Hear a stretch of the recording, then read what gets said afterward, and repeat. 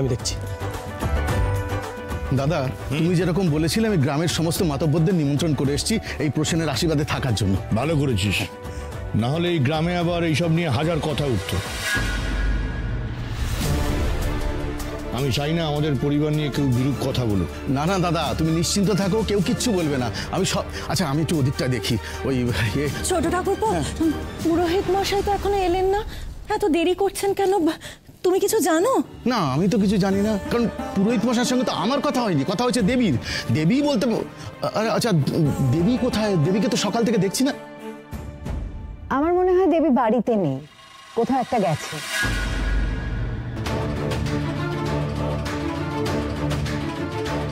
বাবা না না মোহিনী, আমাদের বোধহয় অতটাও সৌভাগ্য হবে না যে দেবী বাড়ি ছেড়ে কোথাও চলে যাবে। রমা, একটা বাড়িতে অনুষ্ঠান, শুভ অনুষ্ঠান, সেখানে কি এইসব কথাগুলো না বললেই নয়? যখনই সময় পাবে। আর তোমাকে কে বললো বলো তো মোহিনী যে দেবী বাড়িতে নেই? না মানে ওর ছোট বোনের আশীর্বাদ, সেখানে ও বাড়িতে থাকবে না, এটা হতে পারে? দেখুন, ও হয়তো কোনো কারণে বাড়ি থেকে কোথাও একটা চলে গেছে। আমি খামোখা নিজের বাড়ি ছেড়ে যাবো না কেন ডাক্তার ম্যাডাম?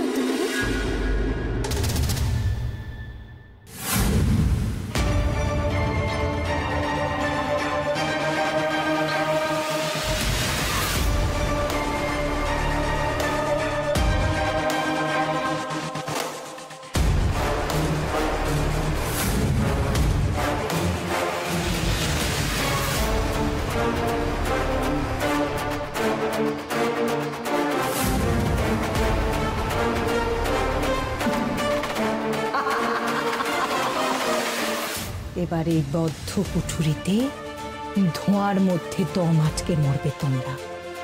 অসম্ভব। কাল আমি নিজে ওদের মৃত্যুর এমন পাকা ব্যবস্থা করে এলাম, আর তারপরেও দেবী ফিরে এলো কি করে? মোহিনী, মানে তুমি এত কনফিডেন্টলি কি করে বললে যে দেবী বাড়িতে নেই? না মানে তোমার হঠাৎ এমন মনে হওয়ার কারণটা কি? অনেকে আসলে আসলে কি বলো তো, আমি সকাল থেকে দেবীকে একবারও দেখিনি, সেই জন্য আমার মনে হচ্ছিল যে বাইরে কোথাও যেতে পারে আর কি। শোন না, তোর এত কথা বলে সময় নষ্ট করিস না। দেবুকে বল না পুরোহিত মশাইয়ের খোঁজটা নিতে। উনি আসতে এত দেরি করছেন কেন বলতো? কলি আর প্রসেনের আশীর্বাদের আয়োজন করলাম তাড়াহুড়ো করে। এখন এই মাঘী পূর্ণিমার শুভ লগ্নটা পেরিয়ে গেলে কি হবে বলতো? পূর্ণিমা? আজকে পূর্ণিমা?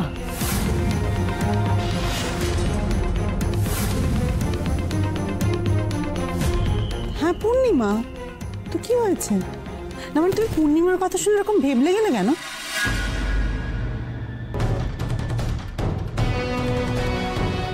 আজকের দিনটা তো আমার একেবারে মাথায় ছিল না। পূর্ণিমা এলেই আমার শরীর দুর্বল হয়ে পড়ে। তাই ভাবছি আজ সকাল থেকে আমার শরীরটা এমন খারাপ কেন করছে। যেভাবেই হোক আজকের দিনটা আমাকে ঘর বন্ধ করে কাটাতেই হবে।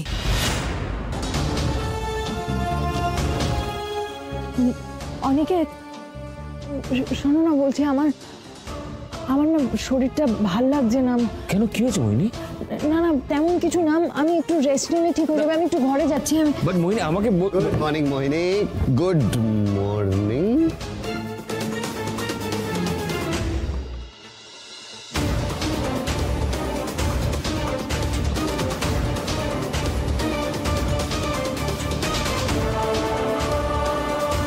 কি ব্যাপার, আমি বেঁচে আছি দেখেও ও তাকালোই না আমার দিকে।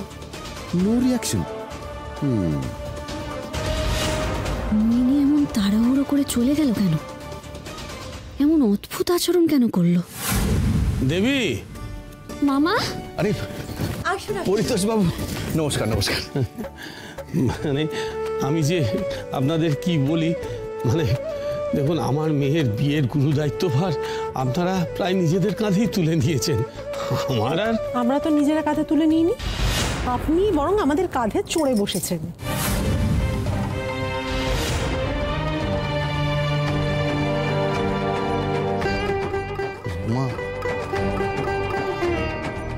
মামা, আপনি এমন করে কেন বলছেন?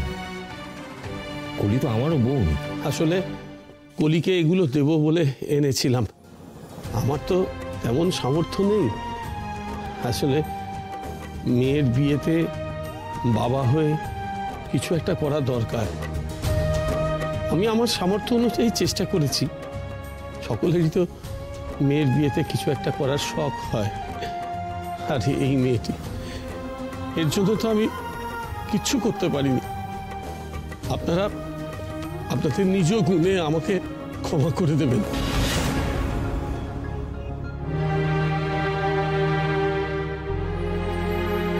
আপনি এমন করে কেন ভাবছেন দাদা? আপনিও তো আমাদের এই পরিবারেরই একজন। একদম এরম করে ভাববেন না। আপনি বরং ভেতরে যান। কলি হয়তো আশীর্বাদের জন্য তৈরি হচ্ছে ওই ঘরে। আপনি মেয়ের জন্য যা যা এনেছেন নিজের হাতে করে মেয়েকে দেবেন। যান দাদা, মেয়ের কাছে যান। ছোট ঠাকুরপো, যাও ওনাকে কলির কাছে নিয়ে যাও। আপনি আমার সঙ্গে আসুন। যান। আসুন। দেবী, শোনো, বলছি যে এদিকে যা যা বাকি সমস্ত কিছু আমাদের এক্ষুনি গোছগাছ করে ফেলতে হবে।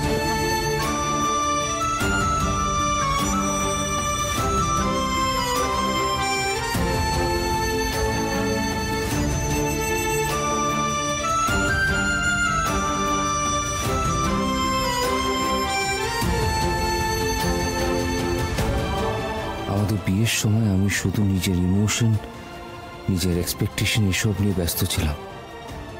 সে সময় দেবীর উপরে যে কতটা ঝড় গেছে একবারও বোঝার চেষ্টা করিনি। বিয়ে নিয়ে একটা মেয়ের কত কি স্বপ্ন থাকে।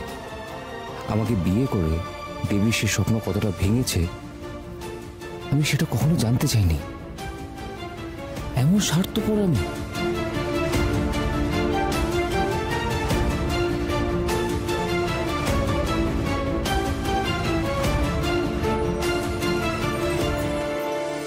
আজ বাড়িতে শুভ অনুষ্ঠান, অনেক কাজ আমার, কিন্তু এই সব কাজকর্মের মধ্যেও মোহিনীকে আজ আমায় চোখে চোখে রাখতে হবে।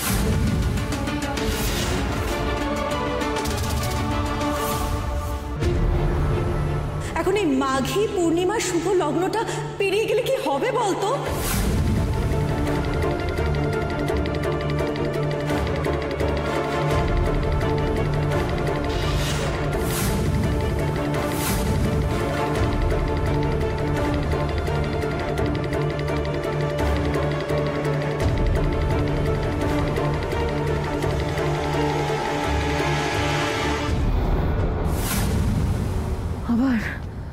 আবার একটা পূর্ণিমা এসে গেছে। আমার সারা শরীরে ফুটে উঠছে অমানসিক চিহ্ন। আমি দুর্বল হয়ে পড়ছি। আর সন্ধ্যেবেলা